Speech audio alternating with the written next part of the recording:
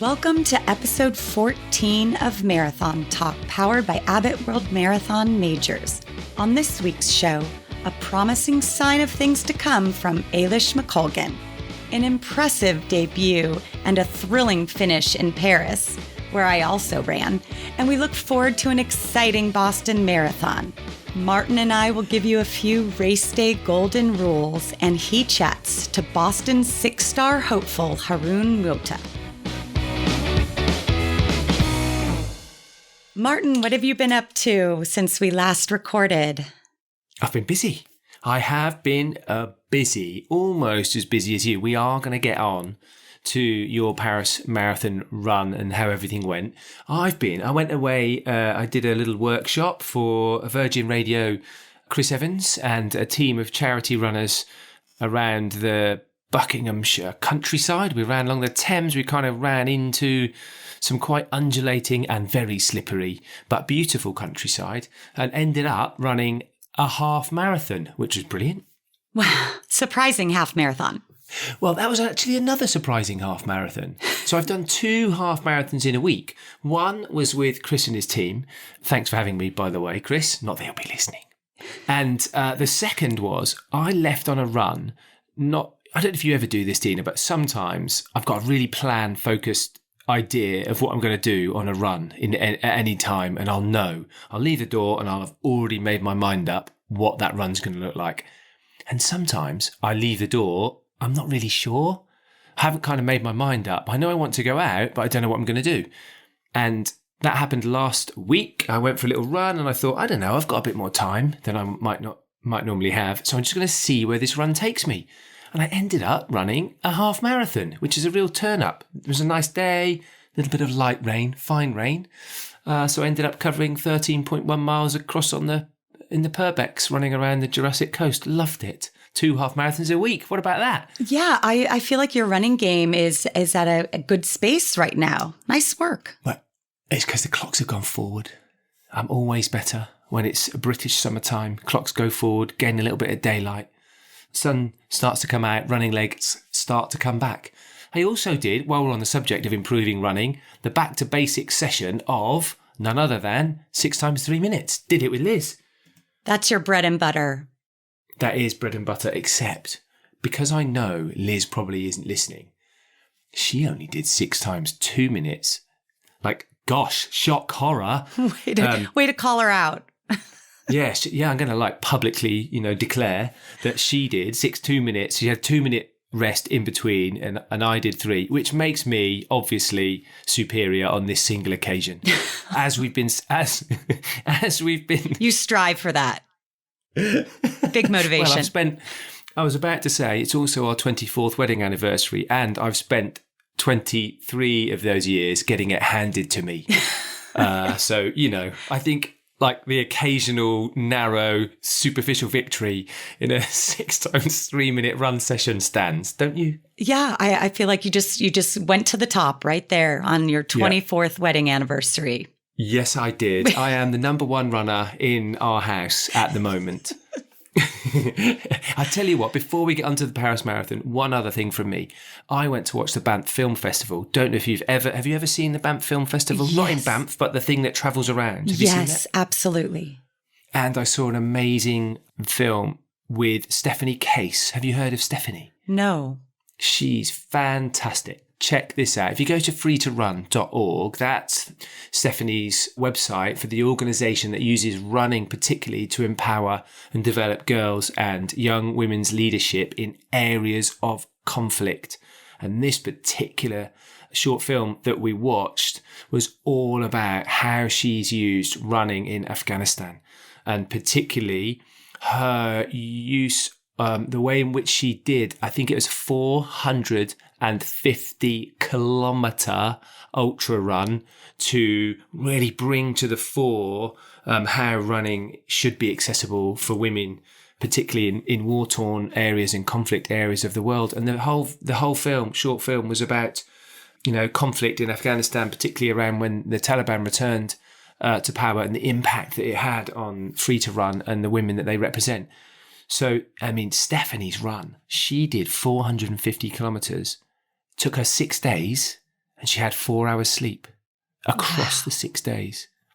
Pretty amazing, eh? That's incredible. And thank you for sharing that. I can't wait to go to freetorun.org and read more about this story. I love and am sometimes surprised at the scope that running can impact the lives of people. And this is just another one. Way to go, Stephanie Case. Yeah, it was lovely. I enjoyed Banff Film Festival. It's always a good watch of things going on around the rest of the world. There was a lovely, I can't remember the lady's name, but she's a mountain biker from Vancouver Island. And she's in her late Sally, I can't remember her second name, Sally. And she's like mid-70s charging around rainforests on a mountain bike. So that was another really amazing example of like groundbreaking women, which I loved. Anyway, Deena, speaking of groundbreaking women, it was Paris Marathon this weekend and you did it, and I know nothing about how it went. So fill us in. Bonjour, Martin. I love Paris. It was the marathon itself was like icing on the cake. It was such an incredible journey. It was the first time I went to the expo to pick up my bib number. It was the first time that I started in a wave that I started in the second wave. So I wasn't starting on the front line. Last year in Berlin, I started with the leaders and got passed by over 1,000 people. This time I was in it. And so I was passing people, getting passed by people. But what an amazing tour of this gorgeous city, to see the expansive parks and to run along the Seine River. And my surprisingly favorite part of the course was when it took us through this long tunnel and there were drummers as we entered the tunnel, and you could hear those drum beats through the entire graffiti infested tunnel that had these blue lights illuminating all of this artwork. It was so surreal and so beautiful. And I just loved every step of it. My quads were not very happy starting at mile 9, which felt a little early. But what a fantastic day. There was a slight drizzle, which is typical Paris in the springtime. And it was just a really fun race. I ran 3 hours and 12 minutes. Wow. Were you happy with that? That's like, because last time we spoke, you were saying, I've had to cram a few you were like doing that panic kind of last minute training, weren't you? Yeah. Yes. And without any feedback from proper training, I really didn't know what I was capable of doing. I actually just really thought, finishing is going to be great and it's going to be a lot to celebrate.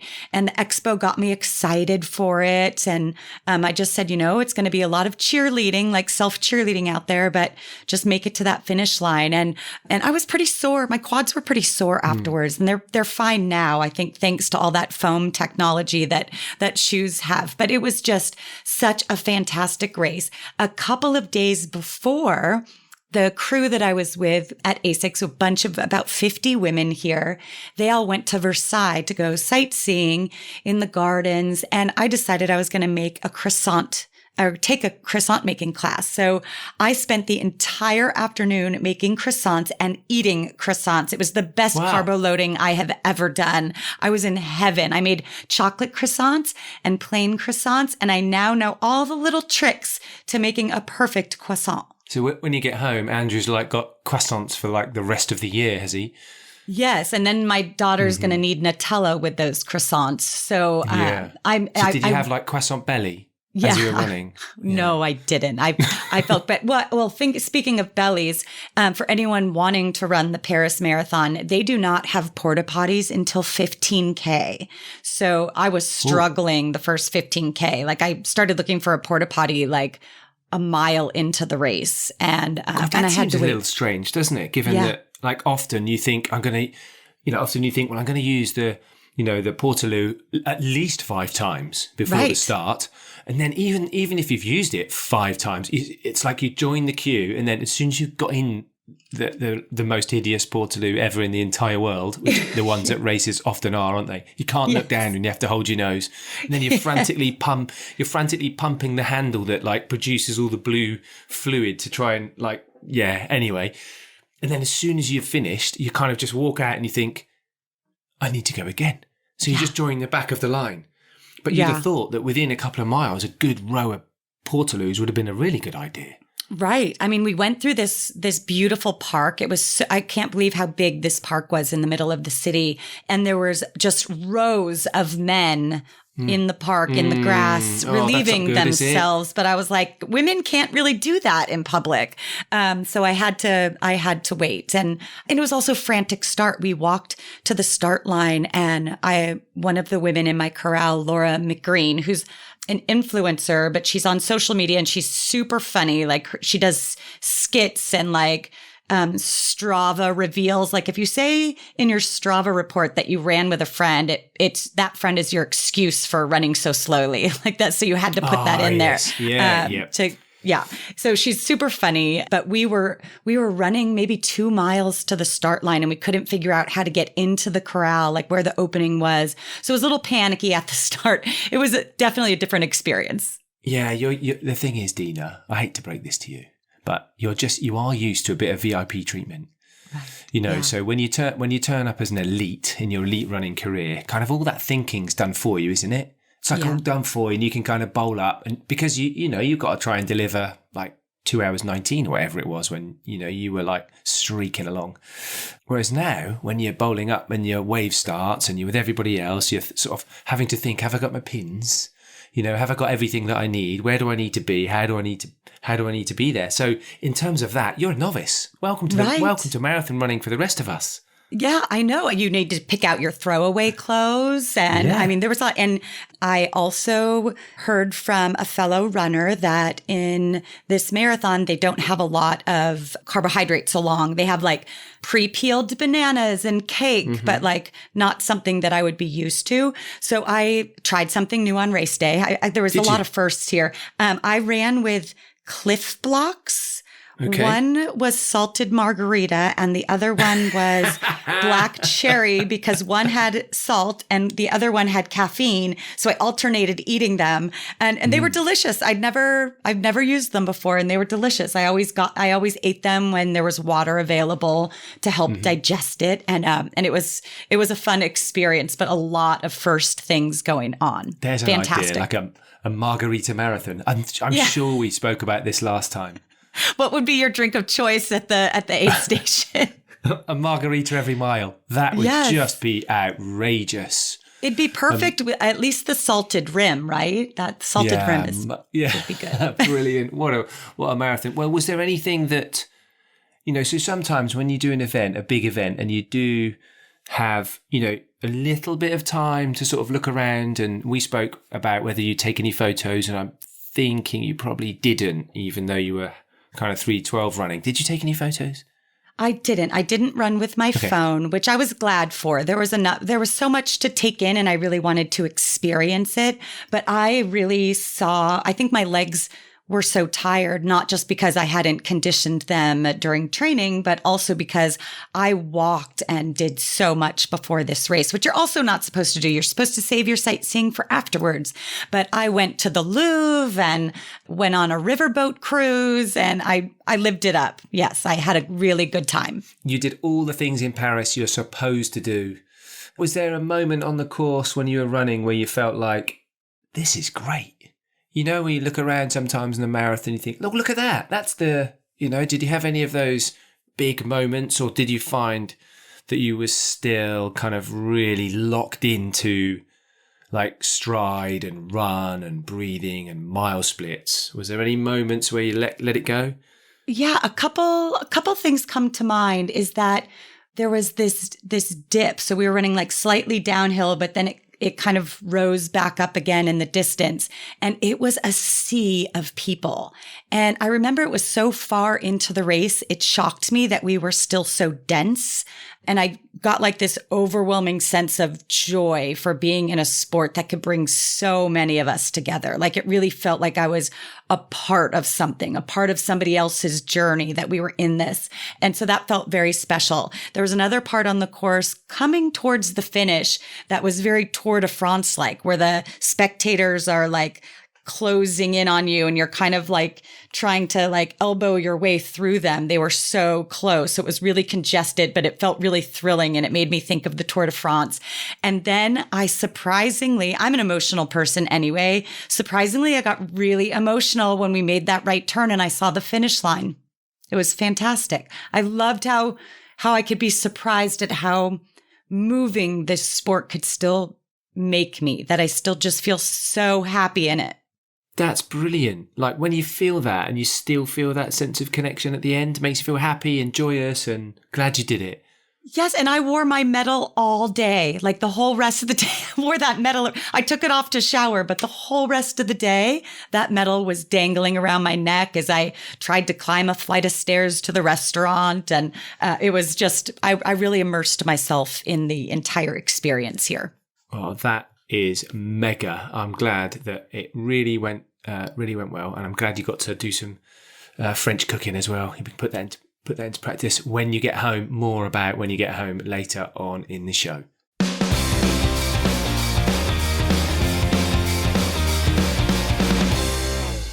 Right, let's talk about everything else Paris Marathon, shall we? There was a victory in the men's race for Abeja Iana. He is aged just 20 years old. He ran 2:07:15 to beat 2021 Berlin champion Gia Dola. He won by just 20 seconds, breaking away in the last 5K. Not bad, considering not only that he's 20, but it's also his marathon debut. He does have a 59:39 half marathon debut that he ran in Poznan in Poland. But yeah, pretty rapid, winning by 20 seconds, aged 20, running 2:07:15. Nice run. The women's race was a bit of a sprint finish though, Deena, wasn't it? It was. There was 3 women coming to that finish line in a sprint, and it was Hala Kiprop who ended up winning. She ran 2 hours, 23 minutes, and 19 seconds. It's interesting that I had to read about these wins because I didn't see anything happening up front, but she produced such a great performance. She's been at this sport for so long. Yeah, it was close, but also she's 37. And hasn't run, she hasn't run that kind of time or placing for a good few years. Right. So she wins this race and in this only by 0.2 of a second. And it was a surprising win because her last great performance was in 2015 in Beijing when she won the silver medal in the World Championships in the marathon. So it was a surprising win for her. And she was behind well into the race at 25K. She was a minute behind. So she, a testament to you marathoners out there to just keep grinding away because she ended up catching that lead pack and eventually win. Yeah, that's some maybe there's some marathon wisdom that comes with age, and experience. She has won a marathon before. She won Tokyo 7 years ago. But to let people go, be a minute up the road, have enough confidence to think, I just need to hold this. I just need to hold this with 15, 17K to go. And then that sense, that little sniff of, I could win this. I could win this at 37. Yeah, just a bit of a sprint finish. Just winning Paris Marathon. Hala Kiprop, brilliant. I would be interested to hear if she was having a bad patch and then got out of it to be able to re-engage, like a cramp or something, or if she was just so confident in her race plan that she just kept steady. It'd be interesting to know that. David Weir won Paris for the second time in the men's chair, which sets him up nicely for London Marathon in a couple of weeks' time. Speaking of TCS London Marathon, it will also be Eilish McColgan's debut, which is very exciting. Of course, Eilish's mother was former British record holder Liz McColgan. Well, Eilish has just gone and run the Berlin Half Marathon in a new British record of 65:45, which is pretty rapid, putting her fourth on the European all-time list. A fantastic run from Eilish. And Deena, just how much confidence, like with 3 weeks to go before London, would running such an amazing 65:45 bring her? Right. And she broke her previous record by 43 seconds. So what a huge boost to her preparations. Just that, I mean, now she really just gets into tapering mode, right? She's starting to rest and recover and let all that training just absorb in her body. I wasn't sure about the marathon until she posted this time. I was like, okay, she's definitely marathon ready. Yeah, well, she ran a new 10,000 meter record of 30 minutes 0086 on the track in California in March of this year, just beating Paula Radcliffe's 30:0109, which was run 21 years ago. She's been at a high altitude in Colorado preparing for this year's London Marathon. So to run, almost break 30 minutes for 10K and then run 65 minutes, a new British record for half marathon. She is going to go into London in electric form. So, Deena, we're going to talk a little bit about racing and race day later on in the show. But when you are in that good shape, your 65-minute half marathon shape, your 30-minute 10K shape, you're 3 weeks out from the London Marathon, you must be brimming with excitement, but at the same time, like a little edgy. What would you say to Eilish now about London? Right. This is one of the most highly anticipated marathon debuts we have seen in a while. But she is also going into uncharted territory, which is really scary. And the marathon is all about trusting your training. And that's I think the hardest thing to get down. I remember running my personal best at the Berlin Marathon a few weeks before London, where I was running in Hyde Park, and I remember just stopping in the middle of my workout, and I started to throw a tantrum. Like, I'm not ready. It was like a 4-mile tempo run. This is so hard. And my husband is like, yeah, what you're doing is hard, but you've got to trust that everything's going to come together. It was just I was such a basket case. And it was it was a really big lesson in just trusting it, right? And that's, I think, so challenging for anybody, is to trust that training so that you can go in without any wasted energy. Let all of that energy work for you. Don't fight yourself on it. Have that race plan and stick with it.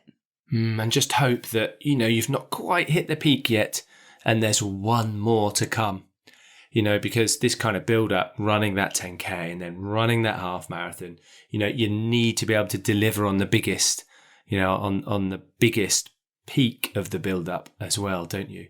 Yes. And also really making sure you taper, right? It's scary to just let it go, let your training go after investing so much. You really do have to rest and kick your feet up and cut those miles down, so that you don't go into the race tired. A quick tip of the cap to London Marathon Events team, who stepped up to take on the Brighton Marathon. And this year they delivered the first event this past Sunday. No small undertaking, just a couple of weeks before the London Marathon, but fantastic to see the race survive, get back on its feet again, and hopefully will go on to thrive under the team at London Marathon Events guidance in years to come. About 7,000 finishers did it. It had a new finish line this year. For anybody who's done it before, it finished at Hove Gardens. Went through a few new areas as well in with Dean and Wish Park before finishing back on Hove Lawns again. And this year's Brighton was won by 22-year-old Marshall Smith from Ashford on his marathon debut. There's a treat. He won by 12 minutes in 2:24:07. I don't expect, Deena, we will see a 12-minute winning margin in Boston, though, will we? No, this is our last show before the 127th running of the Boston Marathon. It's going to take place Monday, April 17th. And we need to talk about what lies in store there, right? There's so many stories that go into this race, like the marathon man, Eliud Kipchoge. He's going for his 5th Abbott World Marathon Majors star, and what will be his 5th different Abbott World Marathon Majors race win. I don't know. Perhaps this is a question for Danny at Abbott World Marathon Majors. If any of the Abbott World Marathon Major 6 Stars medals have been given to somebody who's won them all. So I don't know the answer to that. Of the 6 Star Finishers medals, has anybody won all events?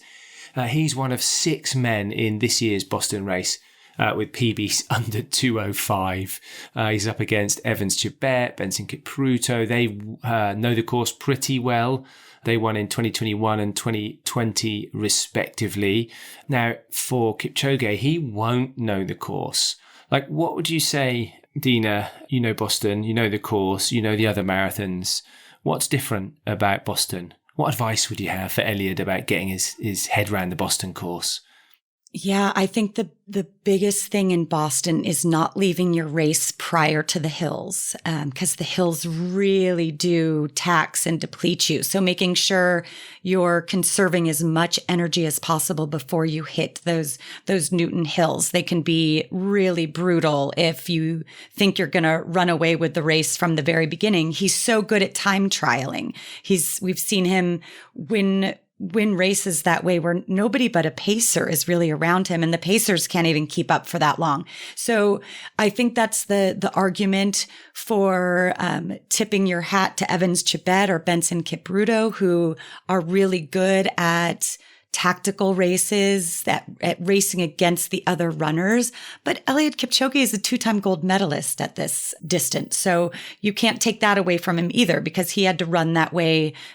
He had to run a championship style race in those instances, but where he really shines are in those time trial races, and he can't run the race that way. But I think I had to really look online to make sure I read that right. Like, are there really 6 men who have run under 2 hours, 5 minutes? And indeed, it is the truth. So it is going to be, I think it's really when outstanding, unbelievable, jaw-dropping performances happen is when the depth of the field is there, when the weather is good, and when someone in that pack really is the alpha and takes the lead despite the other greatness of the runners around them. So I'm super excited to watch Boston from the comforts of my home, of course. We're super excited to watch that race unfold. And Boston is a course that, because of the undulations, I wonder with Kipchoge, because he's a rhythm runner, isn't he? Mm-hmm. And he likes to squeeze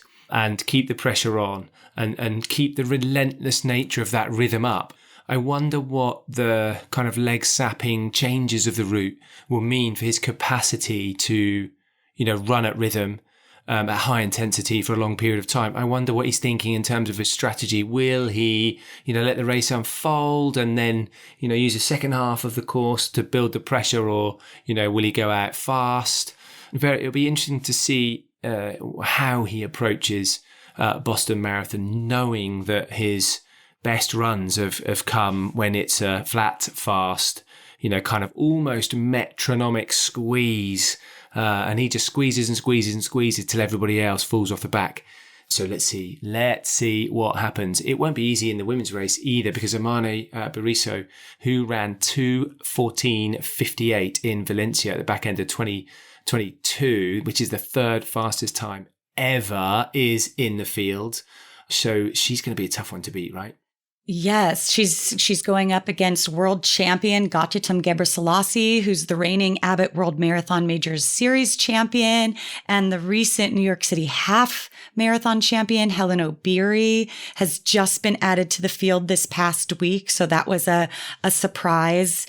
Marion Gugi, who I interviewed earlier this year, has just dropped out of the race, so I was really bummed to see that she got a training injury. But there's former New York and London champion Jocelyn Jepkosgei, Lana Selpater of Israel. She won Tokyo in 2020, came in second last year at the New York City Marathon and was a third at the World Championships. There are so many exciting stories happening, and it could be anybody's day. We just don't know, those little things in training that happen. Is everybody healthy? Have they gained confidence in these past few months in their buildups? And there's just so many stars on the starting line in both the men's and women's fields. It's going to be an exciting Marathon Monday in Boston.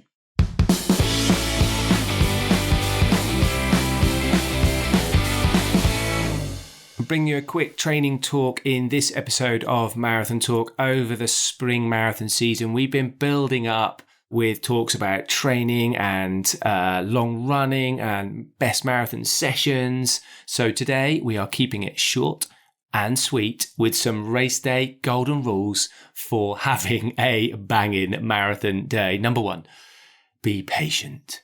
You don't suddenly become Eliud Kipchoge overnight.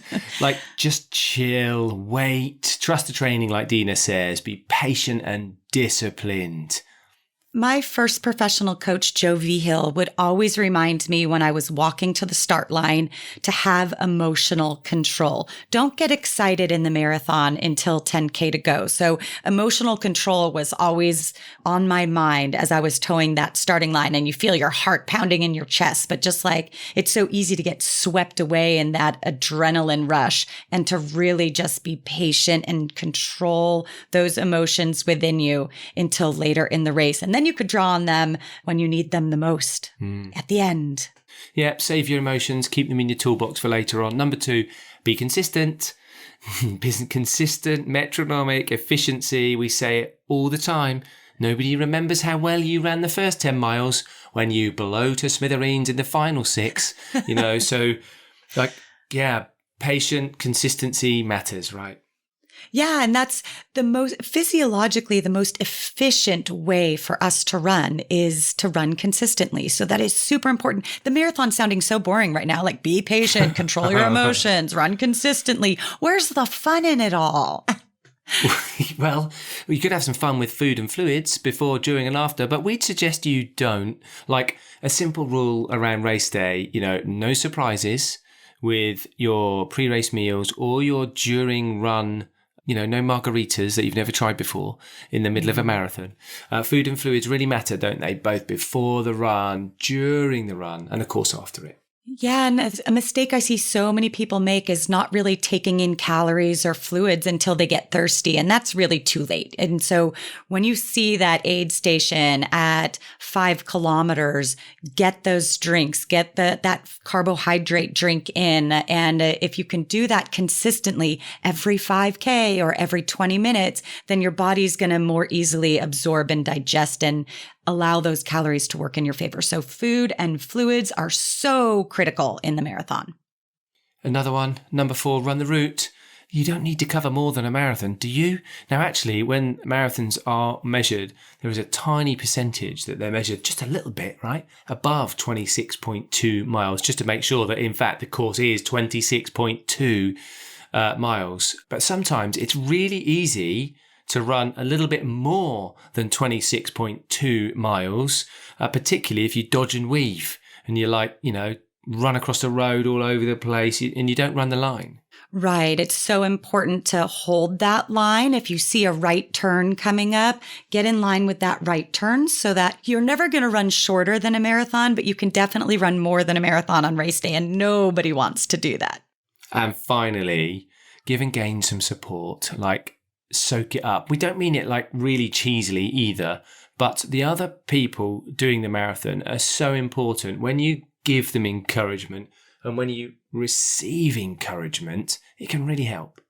Yes, I even remember doing this on the track. When someone was shouting for somebody else, I would grab it anyway. It was good encouragement, so I'm just going to soak that in. But also, there is so much science behind showing that when you are giving support, when you're giving encouragement, that you also get an endorphin boost from that. So give and absorb and just take it all in, because that's what makes the marathon so special.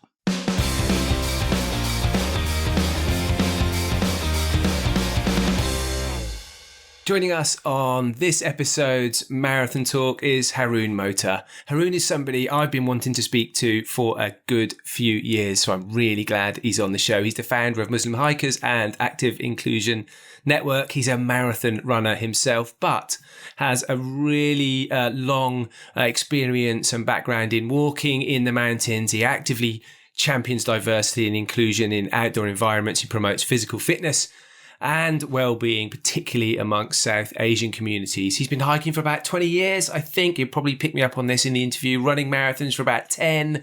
And this year he receives his Abbott World Marathon Major 6-star finishers medal when he runs Boston Marathon, not the one in Lincolnshire, in the final week of Ramadan later on in April. So Haroon, welcome to Marathon Talk. Thank you so much for having me on. It's great to finally be here speaking to you. Yeah, well, I've known you for a while. Our paths have crossed in various running things that we've done over the years. I first remember seeing you at the expo kind of years ago, walking around and chatting to you a little bit from some of the stuff that we've done. But I'm really looking forward to finding out a little bit more about your work, particularly in the last couple of years with Active Inclusion Network. So before we started recording, Haroon said to me, look, I'm a bit tired. I think I had about 1 hour's sleep in the last day. Like, just tell us why you're so tired and why only 1 hour sleep. I think we're on day 5 of Ramadan at the moment. So Ramadan itself very much turns our day and night upside down, and we're very much sleep deprived. So whilst marathon training in Ramadan, that is a challenge within itself. But then, yeah, we'll talk about of course, that. because of my hiking commitments, I've just organised a Ramadan retreat, something unheard of very much, especially here in the UK. We had a retreat for 90 people in the Peak District. Wow. So we had a hike of 6 miles with a bit of climbing, fasted, of course, without food and drink. Mm-hmm. And we had prayers and reflection. And of course, there's so many people coming to these events from different parts of the country and connecting. There's a lot of conversation involved. And sometimes, conversation alone can be rather tiring. So there's been a lot of that, very little sleep.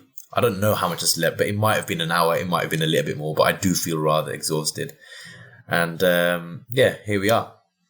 So, yeah, conversation can be tiring. If you're away, how long was the retreat? 5 days? Yeah, just a 1 day, 1 night retreat. But I think even just the mental pressure of, trying to organize an event and trying to ensure that everything runs smoothly. That's a lot of pressure. It's the first time we're organizing a Ramadan retreat. There's a lot that can go wrong. You're in a place with no phone signal. Last night at 7 p.m, we were stressing about food not being delivered. And just imagine the trauma of 90 people who've not had food or drink since 5 a.m. and then coming to the end of the day and they're like, oh, Haroon made us hike up a mountain that he said is going to be easy. Please get the and this food is what we were here. getting told. And we were starting to panic, what if the food doesn't come? We can't get hold of the driver. There's no phone signal. Eventually he turned up and that was the biggest relief. Everyone's like, oh, thank you. So why did you choose, you went on the Ramadan retreat in the Peak District? Yes. Why there? You're Coventry. You live in Coventry. We've often spoken about where you run around Coventry, but why would you choose to go out to the Peak District for a retreat like that? Yeah, the Peak District National Park has so many beautiful trails and it's quite central compared to many of the other national parks in the country, like the Lake District or North Wales. It'll take a long way to get there, but the Peak District is rather central for people coming from different parts of the UK. And we were in the South Peaks, a place called Island Park, a National Trust estate. We actually had a Ramadan hike there last year with the iftar meal, but we didn't have use of the facilities. This time we decided to make that hike into a retreat and the venue was perfect for that. And we've been working with partners like National Trust and the YHA to make our events and our event portfolio in general more inclusive. And it turned out to be a real treat. So how were you, I know one of your objectives around Active Inclusion Network is to, bring more Muslim walkers, runners, hikers out into the countryside. But just how do you juggle both outside running, walking, Ramadan, prayer, reflection. Like, it's a busy time. And also you said, like, you're 5 days in. So you're just also, when we record at the time of the retreat, you're starting to make those adjustments, right? And it can be a challenging time to make adjustments when you're perhaps even in your normal workflow, your normal life. And here you are trying to do something in the Peak District, which might be another stress and challenge. How did you fit all of that together to make it work for people? I think, to be honest, like, I'm always kind of on edge and sometimes out of my comfort zone. Sometimes people are asking me, like, Haroon, do you ever rest? Do you even like get time to see your family?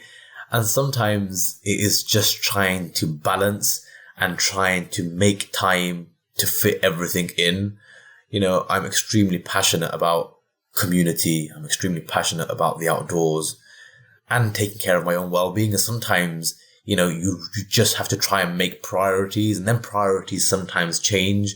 Whilst I'm trying to prioritize marathon training, I'm trying to prioritize smooth and safe delivery of events. On some occasions, I'll have a hike in the Lake District or Peak District, but my marathon training program tells me I've got to run 15 miles. And like, I might not be able to afford to do that the day before or the day afterwards because of other commitments. So it'll mean, getting to a particular location a night before just so I can run, 10, 15 or more miles before a trek that starts at 8 a.m.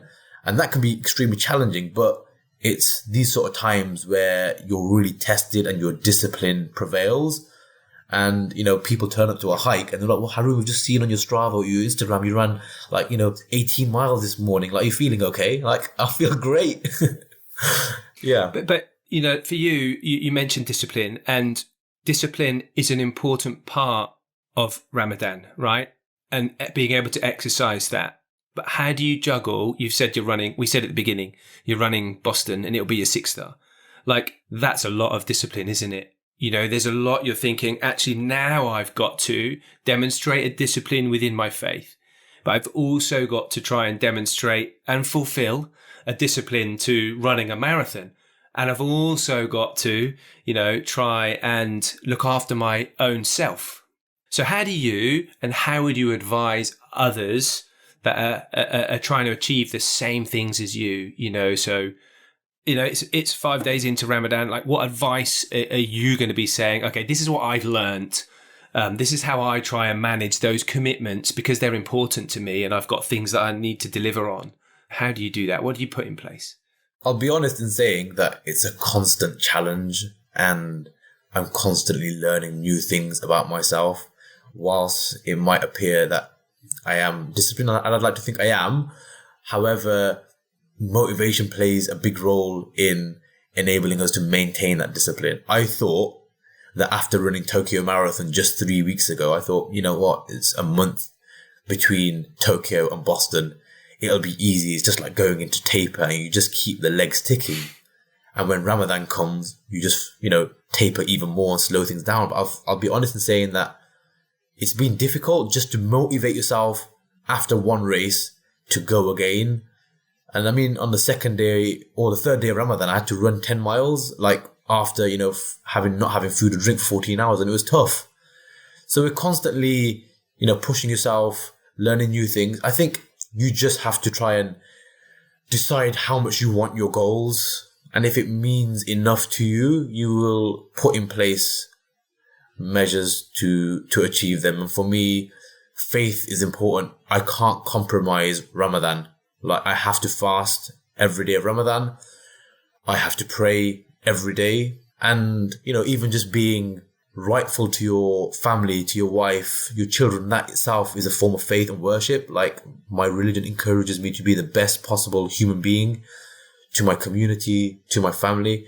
So I think the answer to your question is, I don't know, like, I think, like, you just have to do it. Like, I don't think there's any sort of rocket science. I don't have any sort of special tips or advice right now, but I just feel like commitment comes from discipline, and to achieve that sort of discipline, you have to have the right type of mindset, development and mentality. I really spent a lot of time mentally preparing myself. When I'm on my long runs, for example, like, you get bored, but I love that time that I get to contemplate, reflect, think, learn, even pray during my long runs. And all of that really helps me focus and be determined. And that is what gives me my discipline. And I encourage people to, as much emphasis as they put into their physical training, give that same emphasis into your mentality. That means, constantly learning from your mistakes, reflecting and trying to explore how you can better yourself. And did you have like, I'm taking it was perhaps easier on the retreat because, there's a community of people there, because there's a community of people there, like sometimes when you're exercising that discipline, when you're with other people, you're thinking, yes, okay, right, sun's going down. You can reach that point in your day when collectively you think, actually, now we can eat together. And then we'll pray, then tomorrow we'll run. But, so for example, how do you prioritize your runs in the day around, and not just running, but the food and the fuel in Ramadan right now, because you're going to be still in Ramadan in Boston. So you're leading up to Boston in Ramadan. London you're doing as well, but falls outside of Ramadan this year, right? But I think it's going to be in Ramadan next year. That's correct, isn't it? I've got an idea of like how I want to train, and I've got an idea of what has worked for me in previous Ramadans. We have to understand that, exercising whilst fasting is very individualized. People's bodies respond very differently.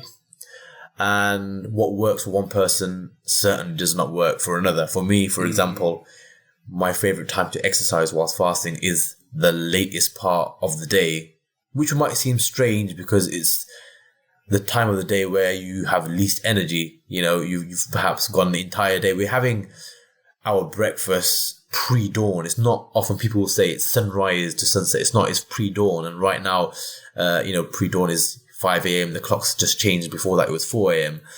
So, exercising towards the end of the day, an hour before sunset, means that you have very little energy. You're probably dehydrated. But for me, that's the best time I can exercise. It's slightly out of my comfort zone, but I can finish my fast and go straight into food and drink.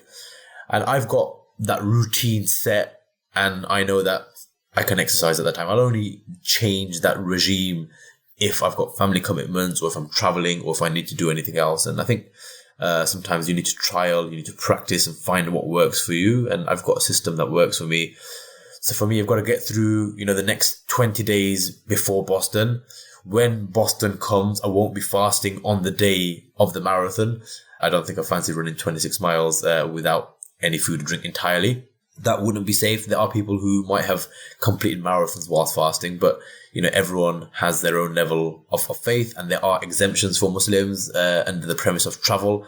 And I'm following what I believe, and I'm really looking forward to running Boston. I've never run a marathon race in Ramadan before. I have done a 10K event before, but this will be a new experience for me. So looking forward to seeing how it goes. Are you planning to do any more long runs though? We've got 3 weeks. So have you done your last long run? Did you do that last week, or have you got any more planned? Because managing that in itself, if you're going to do that at the end of the day, if you kind of, like you said, well, I'll do that at the end of the day so that I can, break fast, go into night, and I can eat quickly, like after a long run. Would you run or did you run like 18 miles after a full fasted day? No, not quite. So because I ran Tokyo just 3 weeks ago, I'm in decent shape for myself. And I took a bit of a break, and now Ramadan has started. I did 10 miles 2 days ago. I've got 2 13-milers to do over the next 2 weeks, and that's as far as I'll go, putting trust into all of the training I've done throughout the winter of the last 4 months. And I've put in some good mileage. I've incorporated strength training into my regime this time round, which I don't normally do enough of.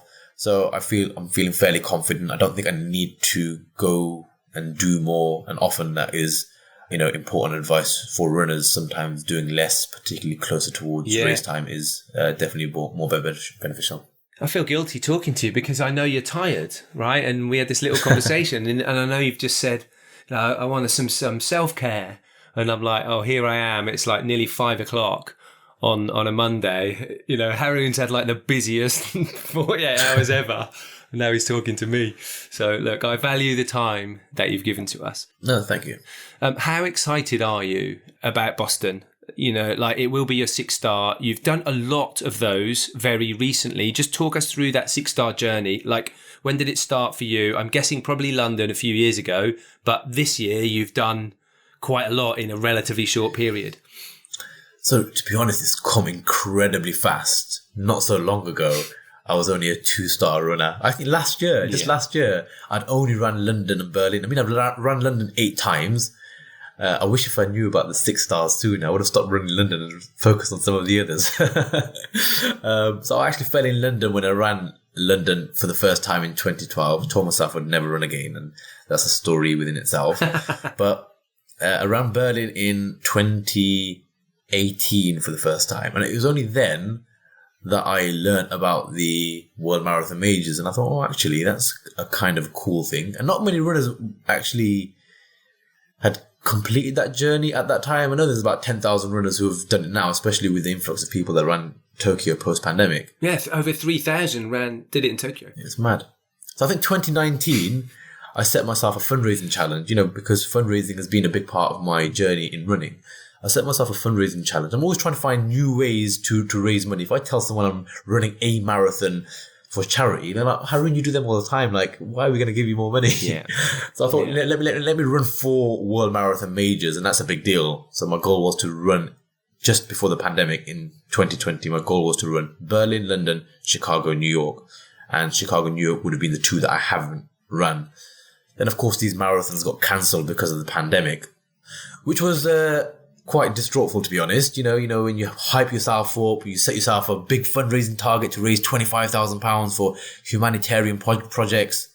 And there we are, pandemic, and we didn't know how lethal the pandemic was going to be at that time, but we carried on training, hopeful that, you know, at least one of these marathons would go ahead. In the end, like, none of them went ahead.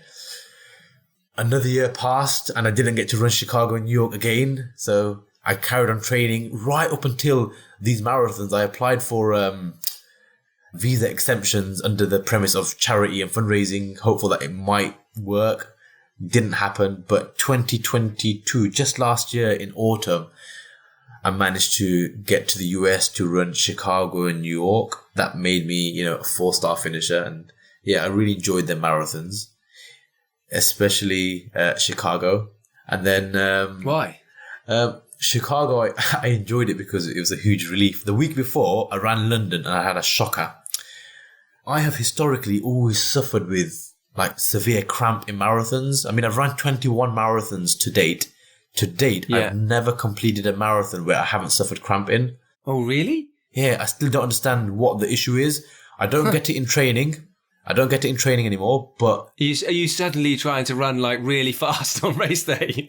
Do you go full gas? I don't go full gas. I train, or I run at a pace that I have trained for, that I'm confident enough to run at, a pace that my coach believes that I should be running at as well. But then when race day comes, like, something goes wrong. And London was like that. I trained for sub-4 marathon, and the cramp didn't even happen later in the race. It happened halfway, and I was so distraught. Mentally, I was thinking, like, what on earth has happened? I've got to get through the next 13 miles, first of all, and I've got to think about running another 26 miles in 7 days' time. So that really took me back, but I had to get through that race and then treat the following Sunday in Chicago, you know, as a totally different event. And I had a really positive race in Chicago, despite what happened the week before. And sometimes it's so important. This is what I talked about earlier, you know, about mentality. You know, for many people, that would have broken them. You know, if you train and hype yourself for several months to go for a PB, you have a shocking race, but then you have to pick yourself up, motivate yourself again to do it 7 days later.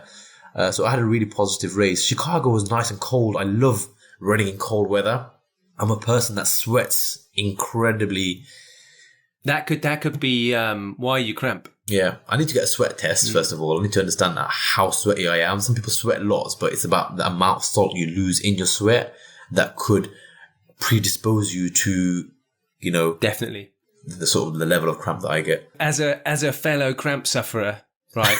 I get it because there's nothing worse than when you can feel it, like you can feel it coming, and you're like, no.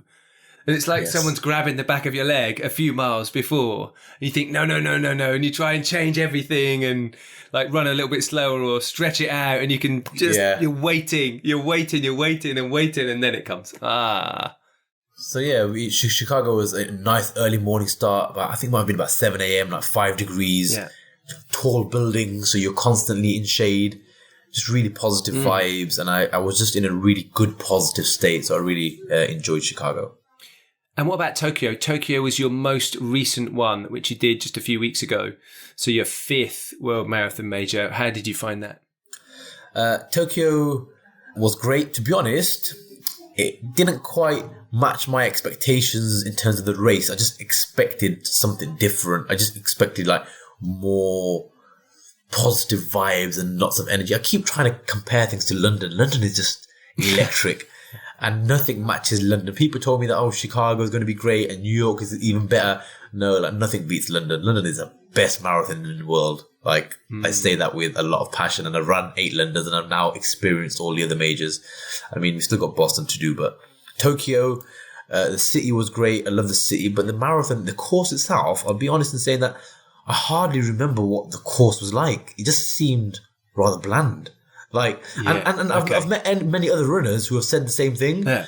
I mean, it was nice, meeting lots of the local Japanese people, the runners, really down to earth, chilled out, lots of smiles, lots of costumes. Because running in Japan is massive. Like the Tokyo Marathon has, like, I remember interviewing Yuki Kawauchi a few years ago. It's like this global, now he won Boston actually, not long after we'd spoken to him. It's like this global icon of Japanese running. Used to be called the citizen marathon runner because he held down this job and wouldn't be part of this big sort of corporate setup. And we interviewed him about just how big running is in Japan, and it's huge. Tokyo Marathon has hundreds of thousands of entries every single year. But I'm taking it, not your favourite. Favourite sounds like it's London so far. Is London like definite? London's my favourite. However, Tokyo was iconic for me because I got a PB in Tokyo, and it was my first PB in 8 years at marathon distance, and that's indicative of like the sort of journey, the difficult journey I've faced. I've gone through times where I've had to question myself why I was still running, doubting myself whether I even was enjoying it. And I think I wasn't enjoying it at times. I gained weight, I had lots of other troubles and challenges, but I persevered and I continued until I found the joy in running again. And I think just before the pandemic, I've started to get back to the sort of fitness I had, some 8 years ago. And that prevailed in Tokyo. So I'll never forget Tokyo because, it was full of emotion for me. I often cry in my training when I kind of process the emotions that I've had to endure over the years, whether, it's the loss of my father and, how much it affected me and how much that plays a role in my running. And just all of the hard work that I constantly put in, and sometimes the torture that I put my body through. Sometimes it makes me cry like with joy, and it fuels my running, and I kind of save them tears for, last stages of races or, when I'm feeling down. And, completing Tokyo, seeing that finish line, that was a special feeling. Yeah, I'll never forget Tokyo. Well, you've got Boston coming up in just a few weeks. And, when, like, I've not done Boston. I'd love to do Boston, but I've not done it. It's an old marathon, and it's got a lot of tradition, and there's moments on the course, where you run past like Wesley College and you run up Heartbreak Hill and like things that are iconic to Boston only.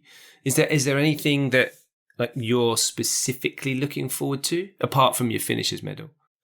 To be honest, everything has come around so quickly. I don't know what to expect. People just keep telling me that Boston is full of hills. They talk about Heartbreak Hill. But then someone reassured me recently and said, like, Boston is fine. It's just hype. Like, you know what? New York was hilly. That took me by surprise. Like, New York has got so many bridges. And it was 23 degrees in November. It was unseasonably warm and incredibly humid. And it was not pleasant.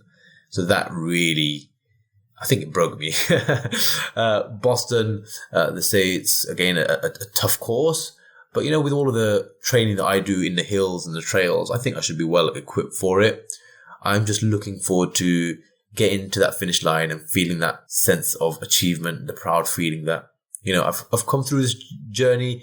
I've come across the many hurdles that I've faced. And for me, trying to inspire the communities that I represent, there's not many Muslims and there's not many South Asian individuals that are actually involved in marathon running. So to be able to run a marathon, not just a marathon, but to complete the 6-star journey and really celebrate that as a British Muslim of South Asian origin, it means a huge deal to me. And I hope that many people at home, seeing me achieve that, God willing, I haven't accomplished it yet, but we always say God willing, inshallah, our prayers are there that we achieve that goal, that people will take inspiration. I'm not saying that every person needs to go and run a marathon or every person needs to go and complete 6 stars, but, whatever your goals are, whatever your objectives are in life or your fitness goals, don't let the color of your skin define you, be anything and thrive to be everything you want to be. That is something which really, has grown for you, particularly in the last few years, your voice and representation of underrepresented communities in something like running and walking. You're now, rapidly a very respected and more established voice, not just within those communities, but for those communities. And that's really important. I come at this from a noticeably very different, set of experiences to you. Like my experience of being a runner is a white kind of UK based man who's run, I ran as a kid because it was a bit of escapism for me. I've run for 40 odd years and I ran because I had, uncertainty as a kid that I needed to put in something certain. And that was what running did for me, and running seems to have done so much for you as a person. And you've already said, helps you deal with loss, helps you deal with grief, helps you look after yourself, but also particularly through the work you're doing in the last few years, you're helping other people for whom they may not culturally see running and open space and marathon running or, walking up Mamtor in the Peak District as accessible and available to them. But what you're doing is you're saying, no, this is, come with me. Together, we will learn about the benefits. I think that's very important that you're doing that. Absolutely. It's many of our communities that are affected by the greatest health inequalities, especially South Asian communities, with the prevalence of diabetes, obesity, heart disease. And it's not surprising then, it's the same communities that are with the lowest physical activity levels, with the lowest, the community is least likely to visit open green spaces, UK national parks, to take care of their well-being. And that needs to change. So what I'm trying to do is I'm trying to normalize the outdoors, try to normalize running and show that it's normal. When I started running 10 years ago, you know what they called me, Martin? They called me the Muslim marathon man. And that time, I'll be honest, I thought that this is cool. This sounds good. This is a nice label. It was in some of the Asian newspapers. Muslim marathon man, runs again. But why is that standout? It shouldn't. And when I started, and when I started mountaineering 20 years ago, before that, they called me the Muslim mountain man. At that time, it sounded cool because there weren't hardly any people doing it. But when you reflect on it now, that is problematic. Why is it strange? It shouldn't be strange. It should be absolutely normal. Young people need to have role models. They will not have role models if they don't see people like themselves, people from their own communities, people of their own colour in these spaces. They say you can't be what you can't see. And not only that, Haroon, but also, not only is it important for you to educate your own community that getting out in the outside is something they can do and that they have access to, but it's also important for other users of those places.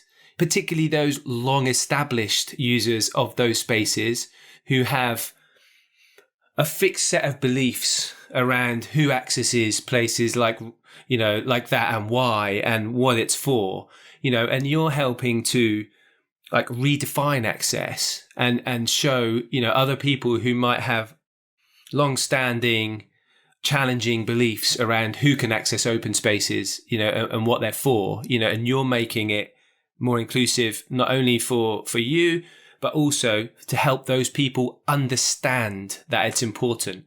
But that's not always easy. That is a challenge for you sometimes, right? Absolutely.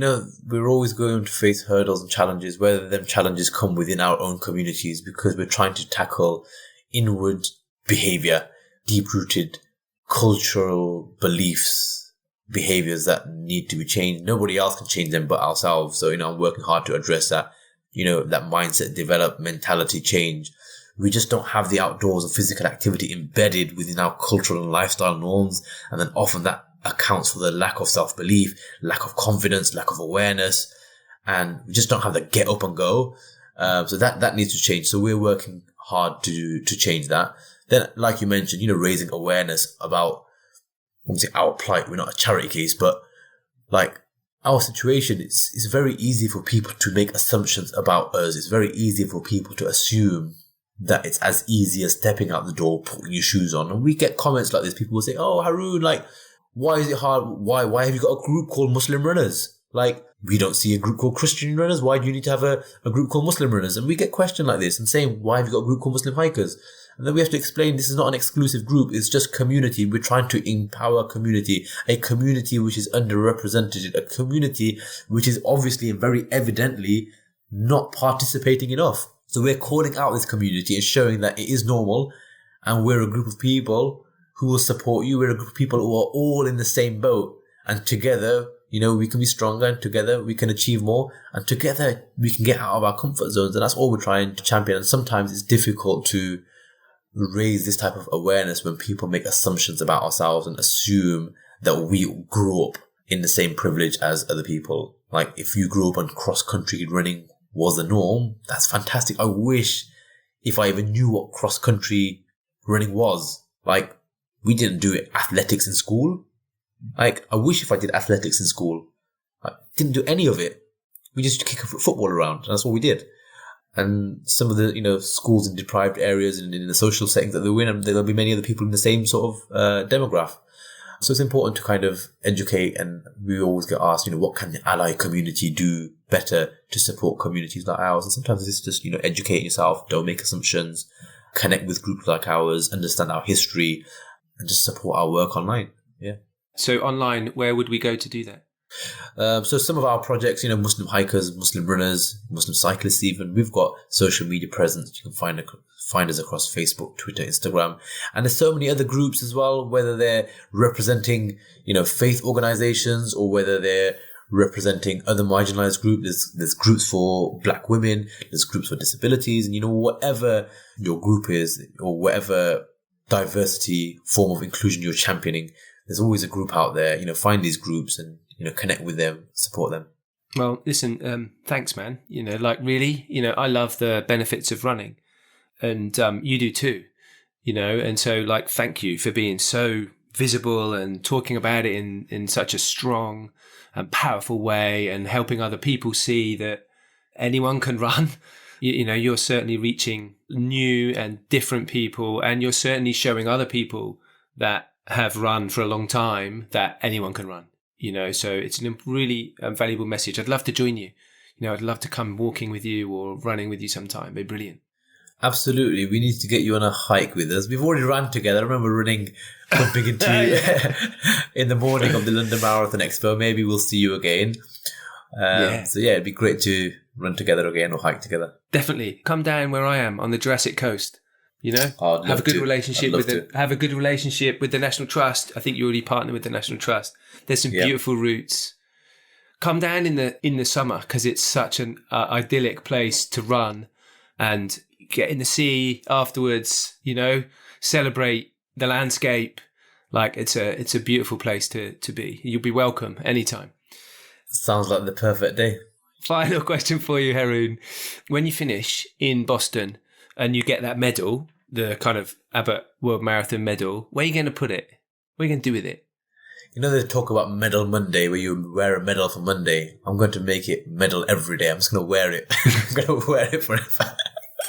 Yeah, you know what? Right now, at home, I don't have somewhere to hang my medals. My wife doesn't let me hang my medals anywhere. I've got a lot of medals. I've got a lot of medals, and they're very heavy, and they all sit inside a big bag. I've got medal racks that people have gifted me over the years, and like they're all these medal racks are piling up. I need to find a wall, and maybe once I get this 6-star medal, maybe my wife might just, think that I'm more deserving of a wall in the house somewhere. What's your wife called? Sumaya. Okay, Sumaya. When you listen back to this interview, let him put his medal somewhere. Come on, he's proud. He's worked really hard. We love what he's doing. Like hung up there, right in the window. What I might do, I might try and find a specific rack or frame for the marathon majors along with the 6-star medal. I just haven't quite figured out, because I've got 8 London marathons, and next month I'll have the 9th London. So I've got to. I know people find clever ways of putting medals together.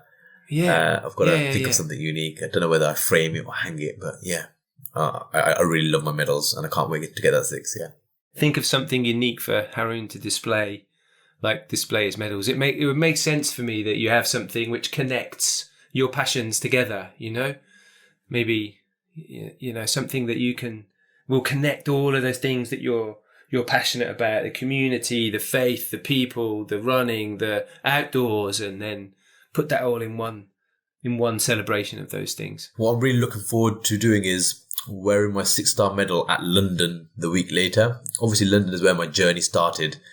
So I think after my marathon, I'm going to have my 6-star medal in my kit bag. I'm going to wear it and, show it off. Yeah. And to wear that in London will be a big deal. It better be clanking around your neck when I see you now you've said that. Listen, Haroon, thank you so much. I value the time. I know you're tired. Hopefully you can enjoy this evening's, celebrations for you with family. Enjoy food. Enjoy the things you'll do together in your evening, and then perhaps even get a run in before it gets dark. Haroon, thank you so much for joining us. Thank you.